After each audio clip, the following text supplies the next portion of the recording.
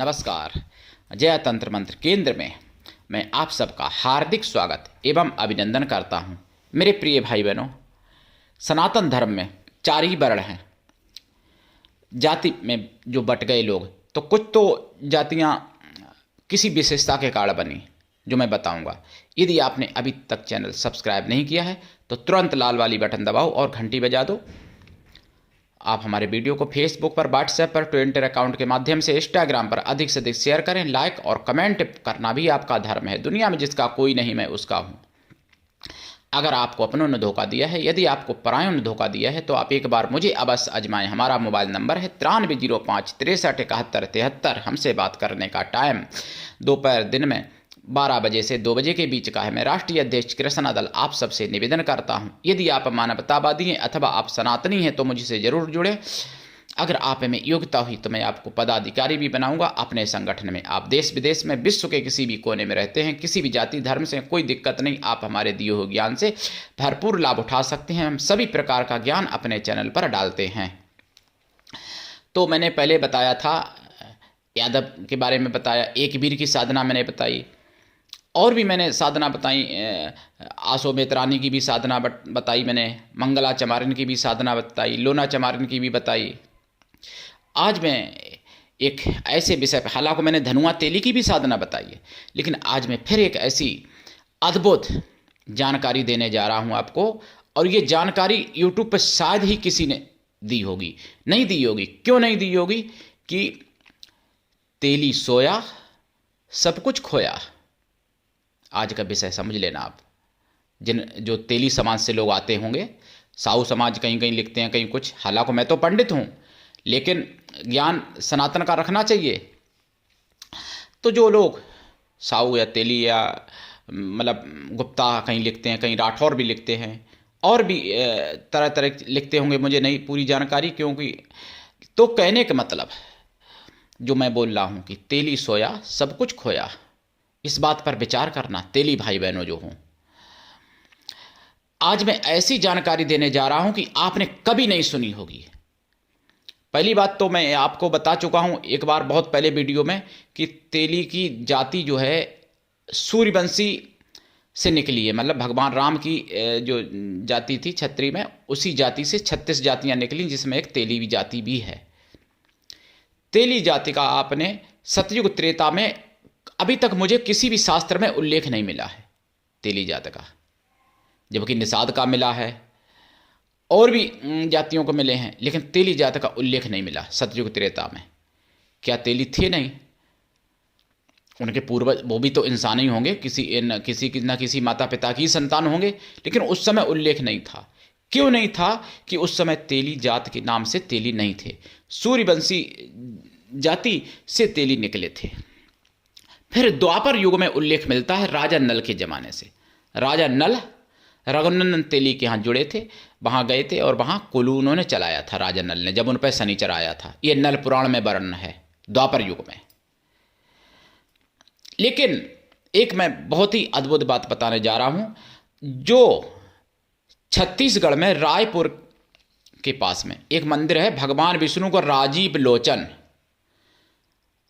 लोचन मंदिर, जहां चमत्कार रोजाना होता है, जहां साक्षात भगवान का भोग लगता है, जहां भगवान के भोग में, प्रसाद में उंगलियों के निशान बन जाते हैं।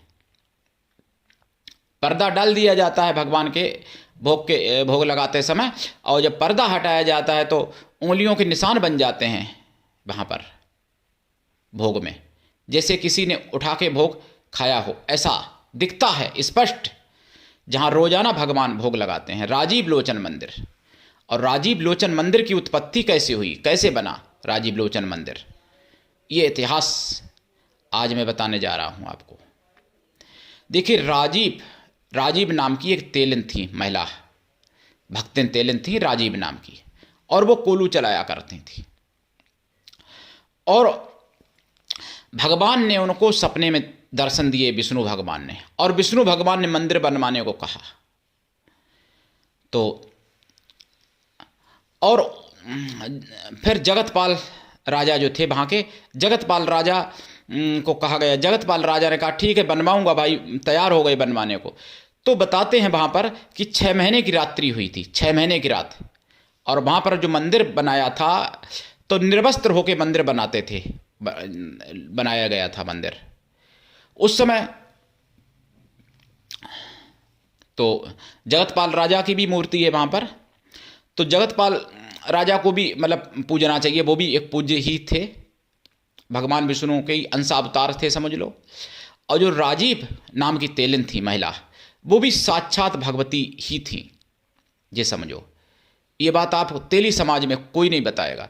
राजीव तेलिन की मैं कभी साधना भी डालूंगा, ये बहुत ही सात्विकी और परम पवित्र साधना होती है, लेकिन आज मैं उनका परिचय दे रहा हूं। तो राजीव ने जब इच्छा, राजीव ने भगवान से कहा कि मुझे भी कुछ इसमें लाभ मिलेगा क्या? तो भगवान ने कहा कि तुम्हारा नाम मेरे साथ जुड़ जाएगा, मैं लोचन और तुम राजीव, इसलिए ये मंदिर कहलाएगा राजीव लोचन। और राजीव लोचन नाम से मंदिर वो आज भी जाना जाता है और बहुत ही भव्य मंदिर है छत्तीसगढ़ में। और जहाँ पर मनोरथ पूर्ण होते हैं, जो भी कोई व्यक्ति कामना करता है उसी कामना भगवान विष्णु पूर्ण करते हैं। भगवान विष्णु का मंदिर है ये राजीव लोचन मंदिर, जहाँ भगवान डेली भोग लगाते हैं और जहाँ भगवान का 3 रूप में पूजन होता है। सुबह बाल रूप भगवान का, दोपहर को यानी तरुण रूप भगवान का, और शाम को वृद्धा भगवान का भी पूजन होता है। वृद्ध भगवान का मतलब शाम को। तो ऐसे राजीव लोचन भगवान, जिनकी कथा एक तेलिन से शुरू होती है, और वो तेलिन इतनी बड़ी यानी भक्तिन थी जो कि कोलू में उनके भगवान रहते थे, विष्णु भगवान। और उन्होंने कहा कि यहाँ पर मंदिर बनवाओ मेरा, और वो मंदिर इतना बड़ा बना और वहाँ चमत्कार होता है। आज भी भगवान रोज डेली भोग लगाते हैं साक्षात। मूर्ति पे तो भगवान का भोग हर जगह लगाते हैं, आप मंदिर में लगाते हैं, हर जगह जैसा प्रसाद रखते हैं वैसा ही उठा लेते हैं, लेकिन वहाँ पर भोग में निशान बन जाते हैं उंगलियों के, राजीव लोचन मंदिर में। तो मेरे प्रिय भाई बहनों, हमारे सनातन धर्म में एक से बढ़ के एक चमत्कार हुए हैं, और हमारा सनातन धर्म चमत्कारों से भरा पड़ा है। हमारा संपूर्ण भारत सनातन धर्म संपूर्ण चमत्कारों से हमेशा भरा रहा है।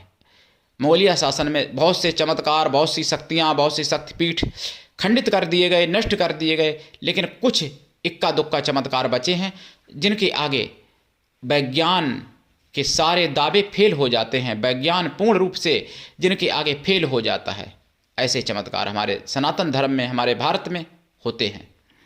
तो मेरे प्रिय भाई बहनों, राजीव तेलिन माता को मैं उनके चरणों में कोटि कोटि प्रणाम करते हुए, और आपको आगे इनकी साधना भी डालूंगा राजीव तेलिन की, तो आप करिएगा साधना। आज के लिए इतना ही, धन्यवाद। जय श्री राम, जय राजीव लोचन भगवान की।